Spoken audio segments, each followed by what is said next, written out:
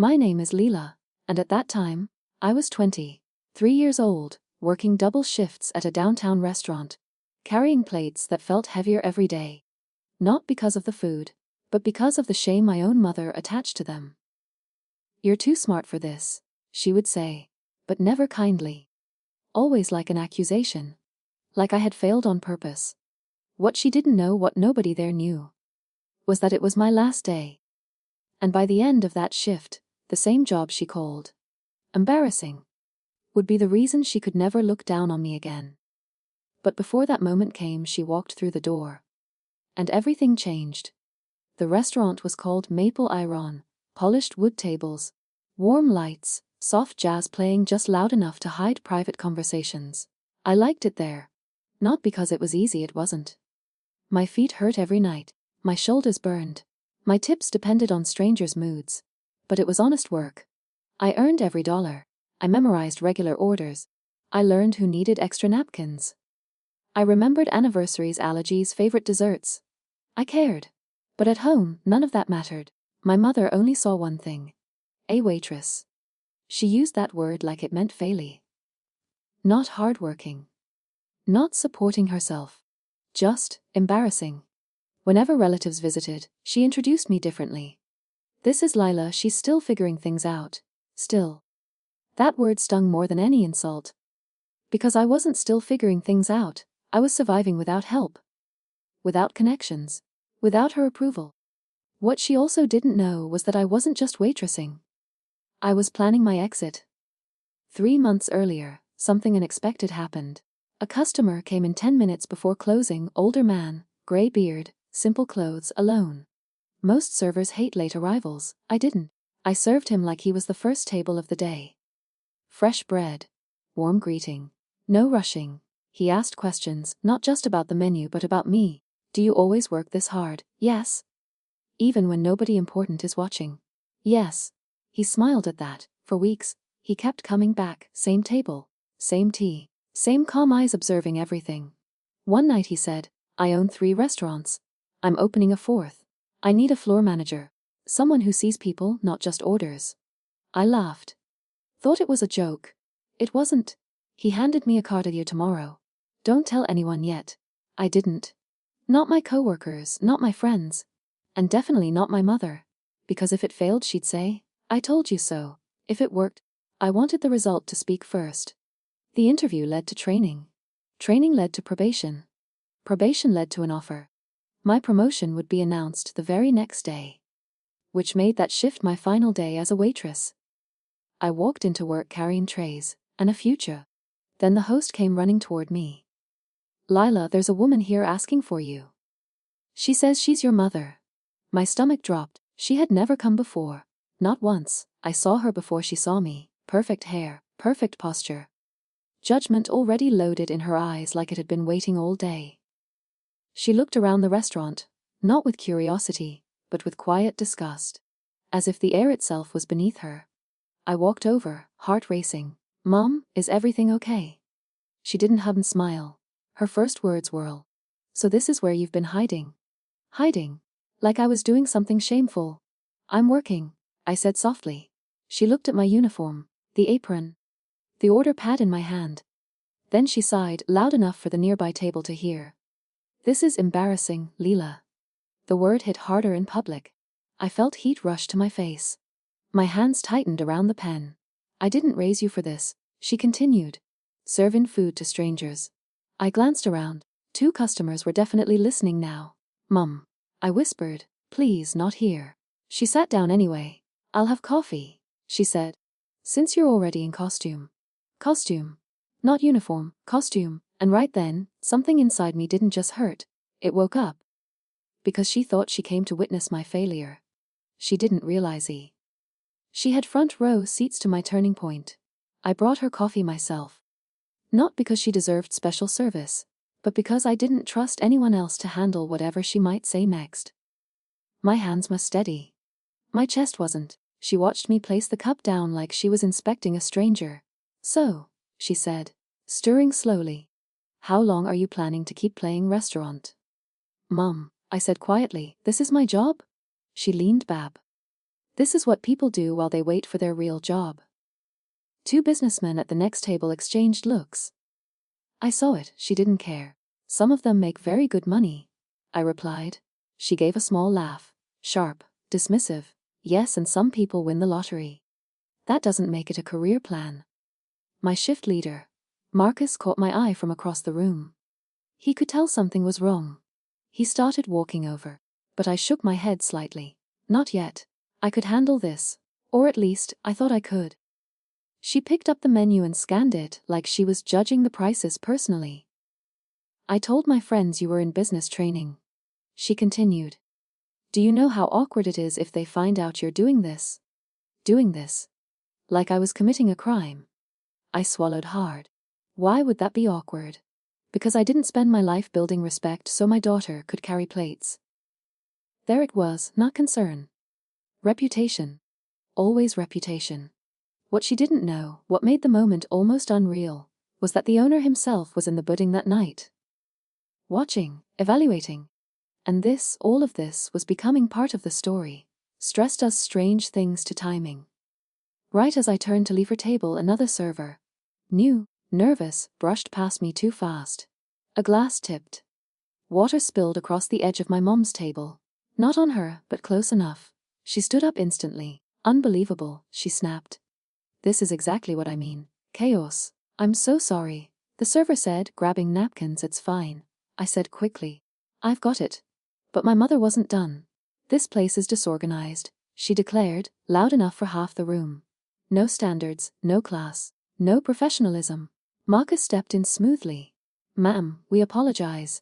Dessert will be on us tonight. She waved her hand. I don't want free dessert. I want my daughter to have better ambitions. Silence fell across the nearby tables. You could feel the air change like before a storm. Marcus looked at me. Not with pity but with something stronger. Respect. Because I didn't break. I didn't cry. I cleaned the setting. Smiled professionally.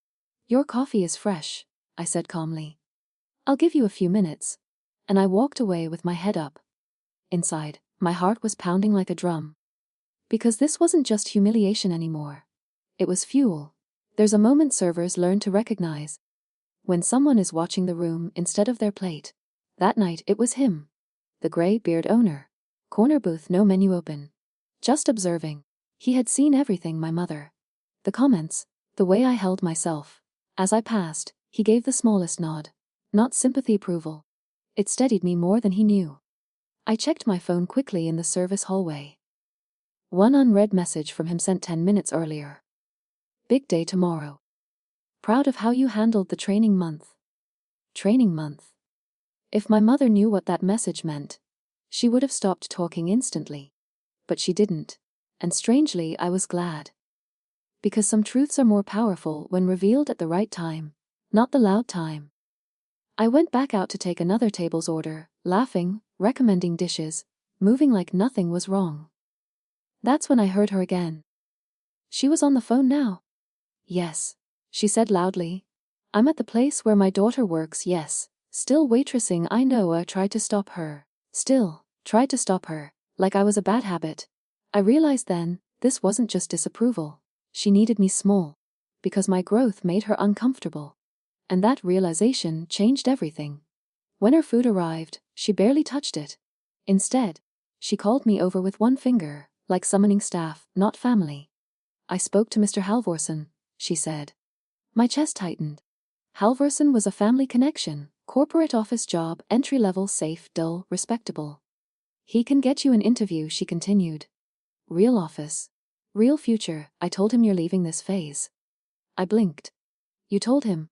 Yes. I assumed you'd be grateful, for canceling my path without asking. I'm not available, I said calmly. She frowned. Don't be stubborn. I'm not being stubborn. You're being emotional. I almost laughed at the irony. No, I said quietly. For once I'm being certain. She leaned forward, voice dropping. This job is temporary. Yes, I said. She smirked, thinking she'd won. It is. Just not for the reason she thought. My last apron. My last night being invisible. And across the room, the owner stood up and began walking toward us. Right on schedule. There are moments in life that feel slow. Not because time actually slows down, but because your heart starts counting every second. I watched him cross the restaurant floor. Calm steps, straight posture, quiet authority.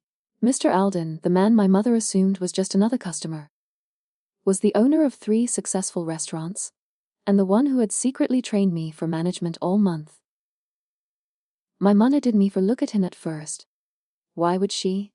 To her, important people wore suits and entered through private doors, not simple jackets and corner booths.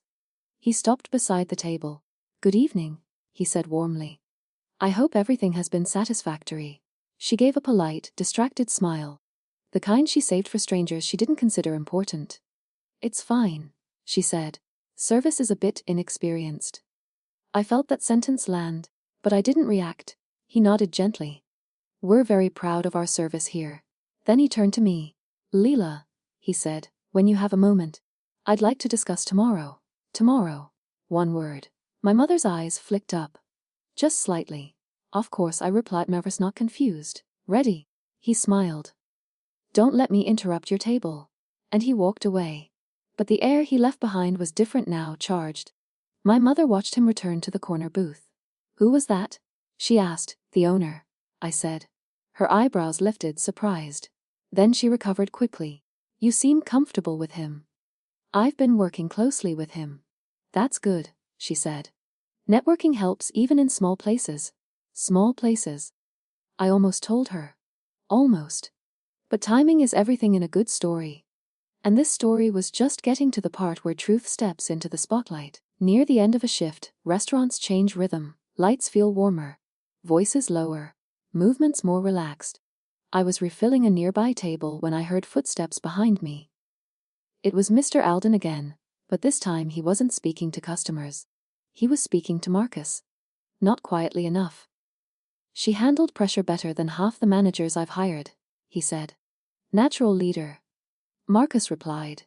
"Tomorrow's announcement should be interesting," Mr. Alden added. Announcement. My mother heard it. I saw it in her posture, the sudden stillness. She looked at me, then at him, then back at me again. "What announcement?" she asked. I kept my voice neutral. "Work stuff." She didn't like that answer. Her fork stopped halfway to her mouth. "You're being very mysterious for someone who serves soup," she said. I smiled politely, but inside, something had shifted. For the first time in years, I wasn't trying to prove myself to her. I was simply waiting for reality to do it for me. And reality was already walking this way. When she finished, barely eating, I brought the bill folder. She didn't touch it. "You don't need to pretend with me," she said. "I know you can't afford places like this unless you work here." "It's standard procedure," I replied. She pushed it back toward me. "Put your employee discount." "I'm not paying full price for a lesson." "A lesson." I opened the folder calmly. "No discount applied," I said. She frowned. "Why not?" "Because tonight you're my guest." She looked confused, suspicious. "I didn't say that." "I did." She studied my face, trying to find the angle, the catch, the hidden need. There wasn't one. Across the room, Alden gave a tiny approving nod again. He knew exactly what I was doing. Not showing off. Showing grace under pressure. My mother finally took the bill and paid, but the confidence she walked in with had started to crack. Not break, crack. Because the story she believed about me was no longer matching the evidence in front of her. And people don't like when their old stories stop working. She stood to leave, purse on shoulder, judgment ready for one final line. But instead, she asked something different. "How much do you actually make here?" Not mocking. Curious, I told her the average with tips. Her expression shifted, just a little. "That's higher than I expected." "Yes," I said simply. "And this owner, he seems to respect you." "He does." "Why?" No sarcasm. No edge, just confusion. "Because respect was supposed to come from titles, not effort." "Because I earn it?" I said. She held my gaze, searching for insecurity. Didn't find it. For the first time, she didn't have a comeback ready. Only a pause. Only silence. Only the beginning of doubt. She walked toward the door slowly, not rushed like before. Halfway there she turned back. "You're still coming to dinner Sunday, right?" she asked. "Yes," I said. She nodded once. "Wear something professional." I almost smiled. Because by Sunday, professional would mean something very different. My shift ended at 11:42 p.m. I remember the exact minute, because I stood at the staff terminal staring at the screen longer than needed, like if I blinked, the moment would pass too fast. Marcus leaned against the wall beside me. "You okay?" he asked quietly. "Yeah," I said, "just tired." He smiled. "You handled tonight better than most managers I've trained." That word again. Managers. Still unofficial. Still mine alone. For what it's worth. He added, "Not everyone could stay that calm with family watching." I let out a slow breath. I didn't stay calm. I stayed focused. "Same difference in leadership," he said. Leadership. Another word my mother never once used for me. I untied my apron slowly, folded it, set it down in my locker instead of stuffing it like usual. "Don't forget," Marcus said. 10 a.m. tomorrow. Conference room. "I won't," I replied. He gave me a knowing look. "Sleep well, floor manager."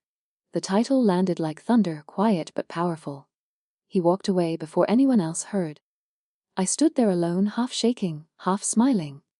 My last shift as embarrassing. My first morning as something she respected. She just didn't know it yet. Outside, the night air felt colder than usual. I sat at the bus stop and opened my phone. My mother had already texted. "Mom, you looked tired tonight. We'll discuss your career seriously on Sunday." Discuss. Like a meeting. Like a correction plan. I typed 3 replies and deleted all of them. Finally, I wrote me looking forward to Sunday, nothing more. Because sometimes the strongest move is silence, when you know the reveal is coming anyway. Another message popped up from Mr. Alden. "Proud of you tonight. Pressure shows truth. You passed. Not good job serving. Not good shift. Pressure shows truth." I leaned back against the glass panel and closed my eyes. All month, I had been tested without knowing when the final exam would come. Now I knew. It came wearing my mother's voice. And I passed. Sunday dinners at my mother's house were never casual. They were performances. Perfect tablecloth. Perfect dishes. Perfect stories told to relatives about perfect plans. I grew up learning one rule: appear successful. Even if you aren't happy. The next afternoon she called me. Not text. Called. That alone meant control mode. "Be on time," she said. "I will. And I invited your uncle and his wife. And your cousin Daniel, the one in corporate finance. I remember him. You should talk to him. He understands career paths." Career paths. I almost laughed. "I'd like that," I said calmly. "You're not upset about what I said at your job, are you?" she added suddenly. There it was, not an apology, a test. "No," I said. "You were honest." She sounded relieved. Honesty builds strength. Funny how honesty only counted when it came from her. "See you Sunday," she said. But her voice had changed slightly, less certain. Because she had seen something at the restaurant she couldn't explain. Confidence, without her approval. And that unsettled her more than failure ever did. 10 a.m. Conference room at Maple Iron. I wore the only blazer I owned, bought secondhand, tailored by a friend, pressed twice just in case. When I walked in, 3 department leads were already seated. Marcus, the kitchen head, the operations supervisor. Then Mr. Alden entered. No ceremony, no drama, just presence. "Let's begin," he said. He looked at me, not warmly this time, but formally. "Over the past month," he began, "we conducted an unannounced leadership evaluation inside active floor operations." The others nodded. Customer handling, conflict control, team awareness, decision speed, emotional discipline. Every word matched moments I remembered. Difficult tables, staff tension, rush hour pressure. My mother's public criticism. He continued. One candidate met every standard, especially under personal stress conditions. My pulse was loud enough to hear. He slid a folder across the table toward me. Effective immediately, Leela Reyes is promoted to floor manager. The room applauded. Not loud, not wild. Marcus grinned like he'd been waiting weeks to stop pretending. I opened the folder. Salary, benefits. Authority level training track for general manager within a year.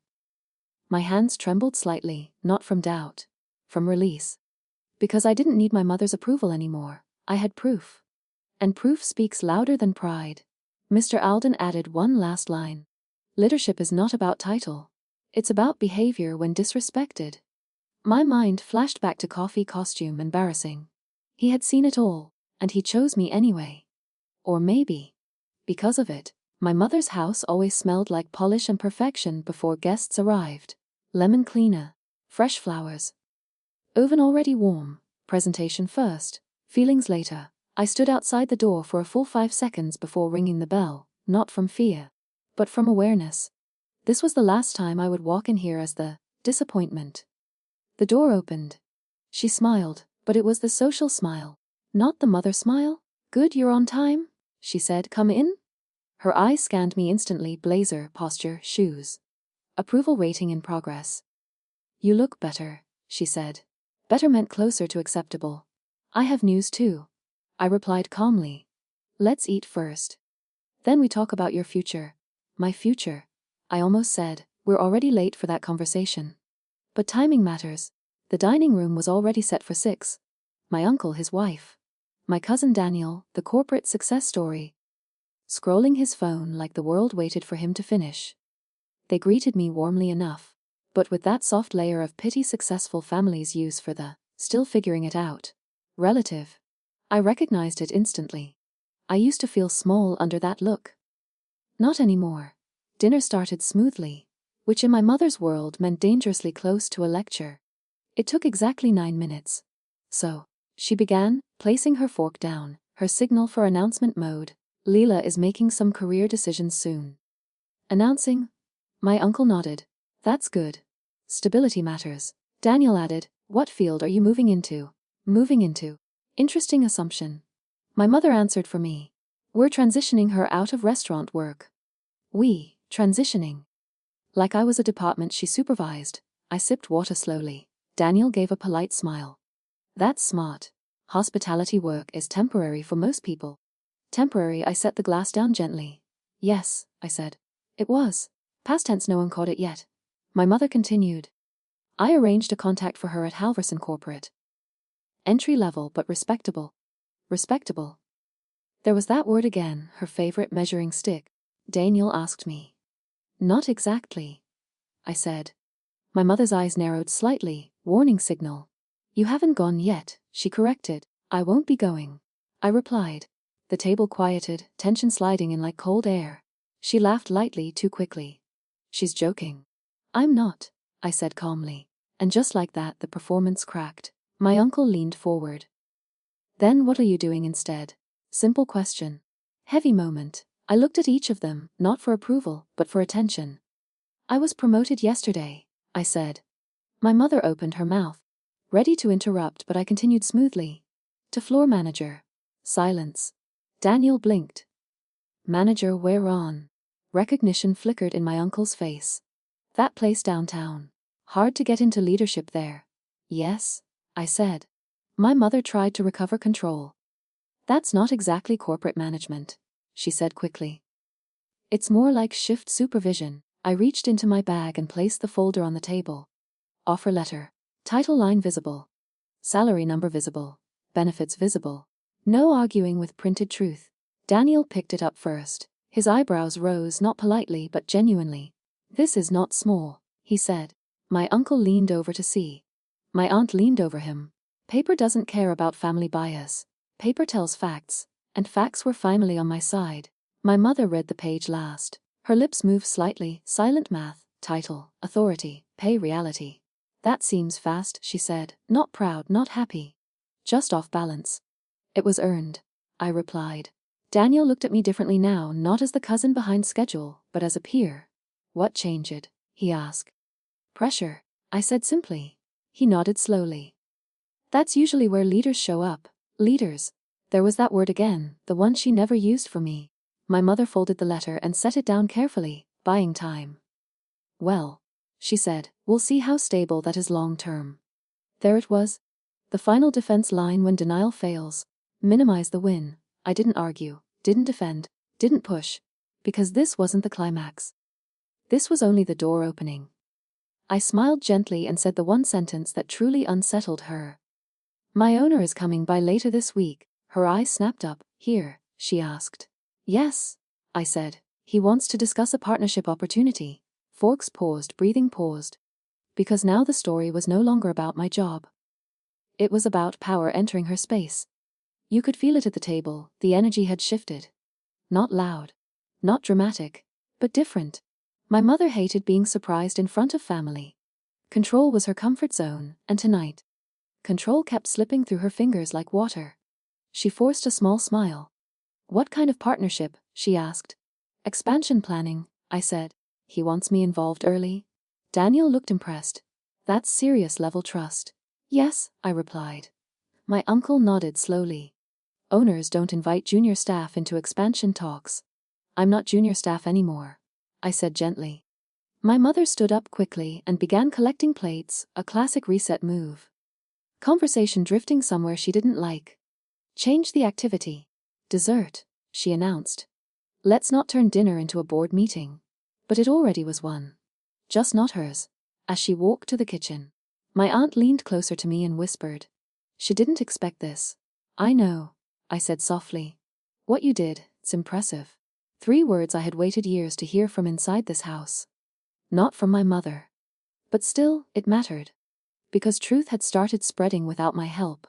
Dessert came out, her signature almond cake, usually served with pride. Tonight, it came with strategy. "I always told Leela she had leadership potential," she said, slicing carefully. "She just needed direction." Direction, given by her, of course. I didn't react. Didn't correct her. Because when people rewrite history in real time, they reveal more than they repair. Daniel smiled at me. "Did she push you toward management thinking?" I answered honestly and calmly. "She pushed me to work harder. Just not toward this path." My mother's knife paused mid-air. Small moment, sharp meaning. My uncle changed topics, but the attempt didn't hold long. Because success has gravity, it keeps pulling attention back. "What's the restaurant owner like?" my aunt asked. "Observant," I said. "He studies how people treat others when they think it doesn't matter." My mother didn't look up, but I saw her jaw tighten. Because she remembered the coffee, the costume, the word embarrassing. Pressure shows truth. And truth has a long memory. Halfway through dessert, my phone buzzed. I glanced down. "Mr. Alden." I normally wouldn't answer during dinner, but timing writes better stories than planning ever could. "Excuse me," I said. "I should take this." My mother waved her hand, distracted. "Work can wait." "It's the owner," I replied. She froze. "Put it on speaker," Daniel said, half curious, half impressed. I hesitated just long enough to be polite, then did. "Good evening," I answered. "Lila," he said warmly, "sorry to call late. Quick update, investor approved phase 1. I want you in the strategy meeting Thursday." "Thank you," I said. "I'll be there." "You earned it," he replied. "Also, your handling of that difficult family table the other night confirmed my decision." Silence hit the room like a dropped glass. "Family table. Confirmed my decision." My mother stared at the tablecloth, not at me. "Looking forward to working with you as management," he added, then ended the call. No bragging, no show, just authority, casual and real. Speaker mode makes truth impossible to soften. Daniel let out a low whistle. "Okay, that's big." My uncle nodded. My mother said nothing. Because for the first time, she had heard praise for me from someone she considered important. And it didn't come from her. After dinner, guests moved to the living room. Conversations split into smaller circles. My mother stopped me near the hallway. Her voice was lower now. "Stripped a performance. Why didn't you tell me?" she asked. "Tell you what? That you were being considered for management." I met her eyes. "Because you already decided what my job meant." She inhaled, slow, defensive. "I was trying to protect your future." "No," I said gently. "You were trying to protect your image." The words landed, not loud, not cruel, but exact. She looked away first. "Parents rarely do that unless something inside them shifts." "I didn't want people thinking you failed," she said. "I didn't fail," I replied. "You just didn't understand the path." Another pause. Longer this time. "I shouldn't have come to your workplace like that," she said quietly. Not a full apology, but the door to one. Progress doesn't always arrive as tears. Sometimes it arrives as lowered volume, and that was enough, for now. Because the real turning point wasn't her regret. It was my peace. 3 days later, the official announcement went public. Not on social media first. Not in a staff chat. On the restaurant's front glass doors. Congratulations to our new floor manager, Leela Reyes. Gold lettering. Center placement. Company seal at the bottom. I didn't ask for that. Mr. Alden believed leadership should be visible, not hidden in offices. By noon, my phone was full of messages. Former coworkers, regular customers, even old classmates. But one message stood out. From my mother. I saw they're talking about it. People are talking. Not I'm proud. Not yet. But this was her language. Reputation language. They are. No extra words. No emotional bait. She replied 2 minutes later. Mom, our neighborhood business group is meeting Friday. You should attend. I smiled slightly. Not because of the invitation. Because of the shift. A week ago, she hid my job. Now she wanted to display it. Control had changed direction. The Neighborhood Business Association met in a hotel conference hall. Polite lighting, name tags, careful networking smiles. I almost didn't go. Then I realized something important. For years, I had entered rooms trying to earn worth. Now I could enter already carrying it. My mother arrived early, of course, greeting everyone like a host without a title. When I walked in, conversations paused, not dramatically, but noticeably. Recognition travels fast when tied to business success. There she is, someone said. The new manager. The restaurant leader. The word kept finding me lately, like it had been waiting for permission. My mother introduced me, and I listened carefully. This mattered. This is my daughter Leela, she said. She manages operations at Maple and Iron. Not waitress. Not figuring things out, manages operations. Truth. Finally spoken without resistance. I didn't correct the wording.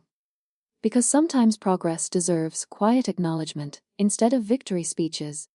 Halfway through the event, a familiar voice spoke behind us. I recognize you. We turned.